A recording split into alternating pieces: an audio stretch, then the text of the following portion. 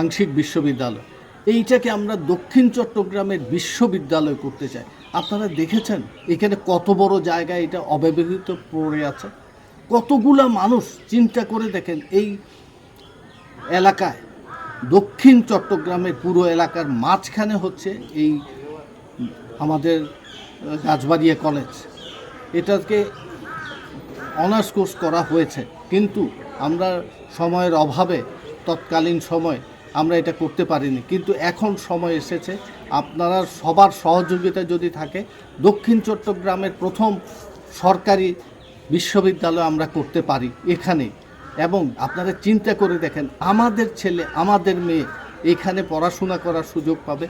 বাইরে থেকে মানুষ আসবে, বিভিন্ন জায়গা থেকে মানুষ আসবে, পৃথিবীর বিশ্বের বিভিন্ন জায়গা থেকে। যদি এটা আমরা আন্তর্জাতিক মানের করতে পারি, তাহলে বিশ্বের বিভিন্ন জায়গা থেকে এখানে মানুষ আসবে।